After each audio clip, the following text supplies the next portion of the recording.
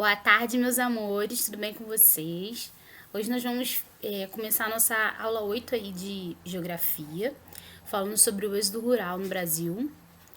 Nós vamos começar na página 307, né, que na verdade ficou metadinha aí para aula, na aula passada, né, e a outra metade para hoje, tá bom? Então vamos lá. O que foi o êxodo rural, né? O êxodo rural foi essa vinda das pessoas aí do interior, da área rural, para a cidade, né? Então, como que isso ocorreu? Até 1960, a maioria da população era rural, então a gente não tinha esse deslocamento. Só que a partir de 1970, a industrialização começou a acontecer, as indústrias vieram para as cidades e as pessoas, observando isso, quiseram uma melhor qualidade de vida e vieram para as cidades para buscar esses empregos, né, que poderiam dar aí uma renda melhor para as pessoas, enfim. Então, esse deslocamento aí, né, essa emigração, né, da população e da zona rural para as zonas urbanas foi chamado de êxodo rural. Eu trouxe uma imagem aí para ilustrar, né, um desenho para vocês. Só que essa ocupação das cidades, ela trouxe algumas mudanças, né, boas e ruins, né? Então a gente vai falar aí da transformação da paisagem das cidades e o reflexo ruim que isso trouxe, né? Eu trouxe aqui para vocês uma mancha urbana, né, que é essa área ocupada aí pelos municípios, porque o que acontece? A pessoa, para ela construir uma casa, ela precisa desmatar aquela área ali que ela vai construir, né? Então, isso aqui é um exemplo de uma mancha urbana no estado de São Paulo. Você observa que essa parte cinza aqui é a parte que foi desmatada. Então, por isso que é chamado de mancha, tá vendo? Faz uma espécie de mancha, porque tira a área verde, e urbana porque é causado pela urbanização, né? Pela vinda dessas pessoas para as cidades. Pela ocupação, pela urbanização.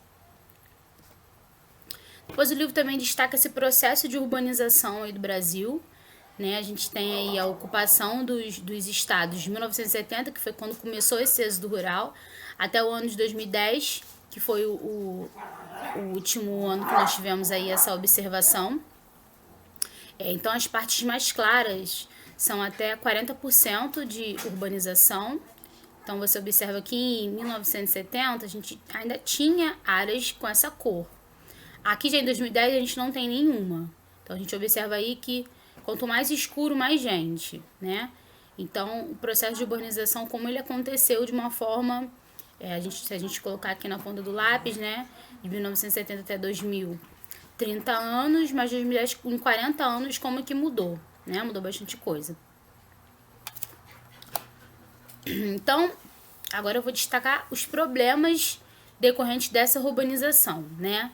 Eles surgem com esse crescimento desordenado, porque como a gente viu, existem cidades que são planejadas, existem cidades que que têm esse crescimento desordenado, a maioria delas tem esse crescimento dessa forma, e aí causa muitos problemas, né, quando não tem planejamento. Um desses problemas são as enchentes, né, porque eles precisam asfaltar as ruas para que elas tenham um fluxo melhor de pessoas, e aí elas cobrem os rios, né, que passam de baixo, cria-se pontes, enfim, porque o asfalto ele não tem essa absorção que tem a terra. Então, assim, a água ela volta, porque ela não tem para onde escoar, e aí causa as enchentes, né? Também os deslizamentos de terra, eu vou colocar o link disso aí vocês não devem lembrar desse episódio aí. Isso aí foi o deslizamento de terra que ocorreu no Morro do Bumba, em 2010. Mês passado fez 10 anos, né, desse acontecimento aí. Isso aqui tudo que tá deslizado, isso aqui eram casas. Esse espaço aqui era um antigo lixão e as pessoas começaram a construir casas aqui. E aí em 2010 teve esse deslizamento, que ocorreu muitas mortes, né? Isso também ocorre em vários lugares, mas eu destaquei esse aqui no Rio. Eu vou colocar a reportagem para vocês, um link aí junto com a aula de hoje, tá bom? Então aí o solo se movimenta porque as casas são construídas em locais que não são apropriados, aí era um lixão. Mas tem vários locais, tá vendo? Se você olhar aqui, aqui era o lixão, né? Não sei se essa área aqui ainda corresponde à área do lixão, mas vamos supor que não seja, né?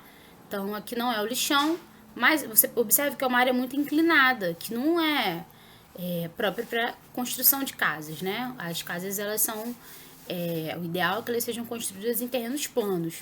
Então a gente tem aí, sem preparação, sem estudo, obviamente, as pessoas vão ocupando e construindo, e aí a gente tem esse deslizamento, porque até a lei da gravidade, né, puxa para baixo as coisas.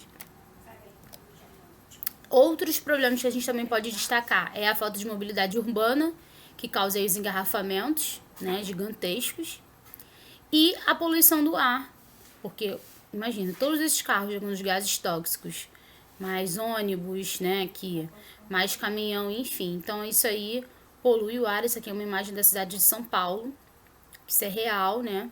Até as pessoas têm comentado nos noticiários que, como as pessoas agora estão em isolamento social por conta da Covid-19, a gente tem observado que os animais, eles têm voltado ao litoral, né, coisa que eles não faziam, animais como golfinhos, espécies que não vinham mais ao litoral estão vindo. E a poluição tem diminuído muito. Por quê? Porque o acesso aos carros nas ruas tem diminuído, os ônibus diminuíram, então observaram, já estamos até comentando sobre a cidade de São Paulo mesmo, que a poluição diminuiu muito por conta desse isolamento que as pessoas estão cumprindo. Mesmo não estejam cumprindo 100%, também não estamos tendo 100% dos carros na rua. Então essa diminuição já está tendo um reflexo positivo nas cidades.